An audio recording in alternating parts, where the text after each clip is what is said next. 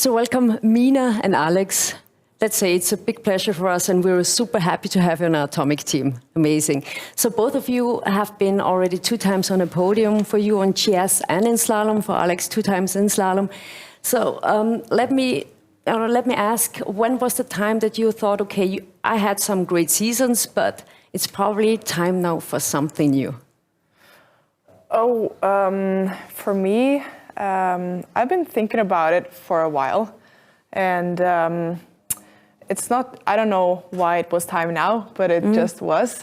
And for me, I've been skiing with the Atomic boots when I was a kid, and I always liked the feeling of the boots. And when I changed equipment, then I always was searching for the same feeling and tried to tweak the equipment to get it. And I just never did. And then I was like, well then, I gotta try Atomic again, and it worked out. Yeah. How long did that process in testing take? Just 2 or 3 days. Oh, that's pretty quick, I would say. Yeah. So, but let me know about the difference. What felt different? Like, can you ski the turn tighter, or do you have more grip? How does it feel? It feels like I can do the turn quicker, and it's still stable. I always know what the outcome of the turn is, so I know how much I can put into the turn. Yeah. So Alex, how was it for you? When did you know that Atomic is your choice? Well, I was pretty curious at the end of the season to try other brands. I haven't tried any other brands in like 10 years. And with COVID, and so it wasn't possible 2 years ago. So it was, this is the year to try something new. And with 2 days of testing after first stage years and then the first 3 runs of slalom, I was like, okay, that's it. That's probably what I want to ski on.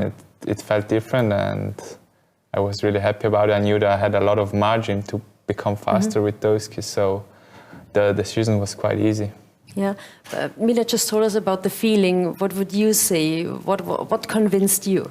Well, she was really right when she said you just know the outcome of the turn, and you get you have a quicker turn. So for me, it was with the quicker turn. I felt like I had so much more time in slalom between the gates, even though I was really fast. So it just felt more natural, and with the quickness of the turn, it didn't compromise the stability. So I knew even on icy slopes it would be no problem. And seeing what I now tested in Ushuaia, the decision was right. So there's quite a lot to do, of course, if you switch the brand. So you have to test the boots and the skis. What would you say is harder, finding the right setup for the boots or for the skis? For me, it's the boots, but I think the boots are working so well. So for me, it was just to find the right canting, and then it worked out. So it wasn't that much testing for the boots for me, actually, and I was expecting it to be a lot work, but then it wasn't, and that is quite nice, actually. Yeah.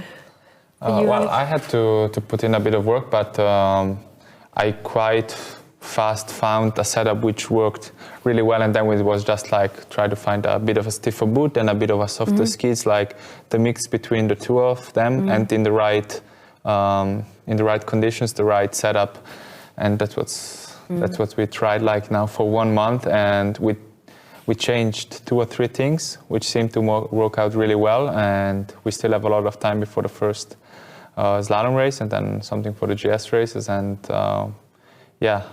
it's really nice to have to test a lot. So you have to give 100% every training, and you just have fun. Yeah.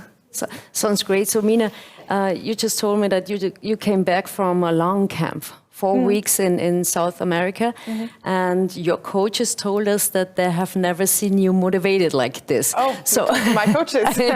Yeah, they told us. So would you say having new perspectives, new chances with the equipment is one big part of the motivation? Yeah, definitely. It's a big part of it, and it's because I feel like with this equipment I have no boundaries in my skiing. I can stand on the start and only think about what to do on the skis and not to feel all the time, because I know it's working. and then it's a big freedom, and I can do what I want in the skiing, and also if I do something wrong, it's on me, so I can change it. So it sounds like you got really confident already after just, I would say, a couple months. Yeah, I do feel more confident, but it's still a lot of work to do in my skiing. So Sölden is coming up in about 2 weeks. Did you find already the right setup for the GS? Yeah, I do have the right setup. I just have to fix some part of my skiing. Yeah, so okay, but it sounds good. So what are your goals, by the way, for Sölden and for the season? Oh, goals, I think that's an interesting subject because for me, I don't really have result goals. Yeah. And I feel like that's like what's expected of you when you're a top athlete, that you have result goals. But for me, it's more skiing goals, and what I have a clear vision about how I want to ski and how I want to feel and how confident I want to feel on the start. And so I believe that when I do have my skiing on point, then the results will follow. And so... But can you please explain that? Is that possible to explain it, what you have to feel or to think on the start? What does it take? Where is the main focus? It takes a lot of mental effort, because I like to push boundaries in the skiing, and I like to challenge myself to ski faster. And I think that's what makes it fun, because it's scary to do it, and you're in an uncomfortable situation, and you have to be like, you have to dare to do it. And I think that gives me a lot of adrenaline, and when I'm able to do it, and I'm able to believe enough in the task or in myself to do what I want, then it's a huge reward on the other side, and it's so fun to feel that turn when you're doing it the right way. It's kind of like pushing yourself to the limit. Yeah, sounds like that. Yeah, it is. So Alex, we all know that it's really important to have a good service team. And your service man, your technician, Michael Mölk, he's also new in the Atomic family. So why was it important for you that Michael is also joining the Atomic team, because he was working with you, I think, in the past, I don't know how many years?